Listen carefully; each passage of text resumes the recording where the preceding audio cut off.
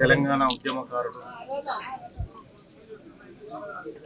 ఆయన అంటే యావత్ తెలంగాణ రాష్ట్రానికి తెలిసేలా పోరాటాన్ని నడిపినటువంటి వ్యక్తి చిట్ట బాలకృష్ణారెడ్డి గారు. ఇవాళ చిట్ట బాలకృష్ణారెడ్డి గారు మన నుంచి దూరం కావడం చాలా బాధాకరమైనటువంటి విషయం. ఆయన మా కళ్ళ ముందు చేసినటువంటి కార్యక్రమాలన్నీ మాకు కదలాడుతూనే ఉన్నాయి. ఇదే భువనగిరి ప్రాంతంలో మేము చదువుకున్న భువనగిరి ప్రాంతంలోనే అనేక ఉద్యమాలు అనేక కార్యక్రమాలు చేశాడు చిట్ట బాలకృష్ణారెడ్డి గారు. చిట్ట బాలకృష్ణారెడ్డి అంటే చిన్నపిల్లల దగ్గర నుంచి ప్రతి ఒక్కరికి తెలుసు. తెలంగాణ ధూమ్ధాంల దగ్గర నుంచి అనేకమైనటువంటి విధాలుగా తెలంగాణ ఉద్యమాన్ని ముందుకు తీసుకుపోయినటువంటి వ్యక్తి. ప్రత్యేకంగా తెలంగాణ భవన్ను కూడా భువనగిరిలో ఒకటి నిర్మించినటువంటి వ్యక్తి. నేను జూనియర్ కాలేజ్ మైదానంలో ఏర్పాటు చేసినటువంటి ధూమ్ధాం సమయంలో నేను కూడా అప్పుడు అక్కడ ఉన్నా.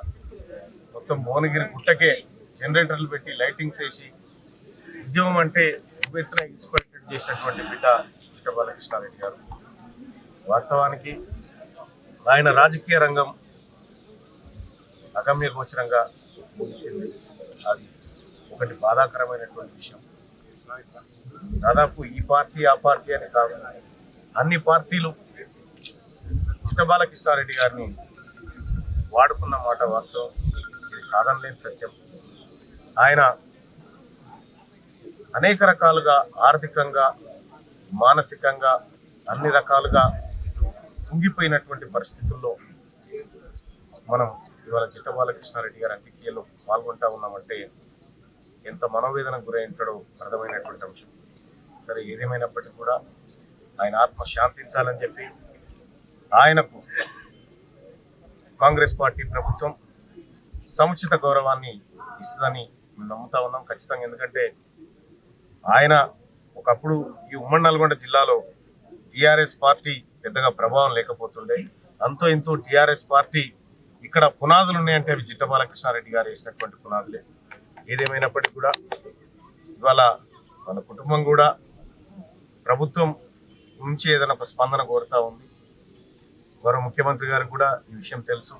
ఆయన ఏ రకమైనటువంటి ఉద్యమాలు చేసిందో ప్రత్యక్షంగా తెలిసినటువంటి రేవంత్ రెడ్డి గారు ఖచ్చితంగా ఇక్కడ గౌరవ ఎమ్మెల్యే గారిని మంత్రులందరినీ సంప్రదించి చిట్ట బాలకృష్ణారెడ్డి గారి పేరు చిరస్థాయిగా నిలిచిపోయేటట్టు ఒక కార్యక్రమాన్ని చేపట్టేటువంటి అవకాశం ఖచ్చితంగా జరుగుతుందని నేను నమ్ముతా ఉన్నా. నేను కూడా ప్రభుత్వాన్ని రిక్వెస్ట్ చేస్తా ఉన్నా.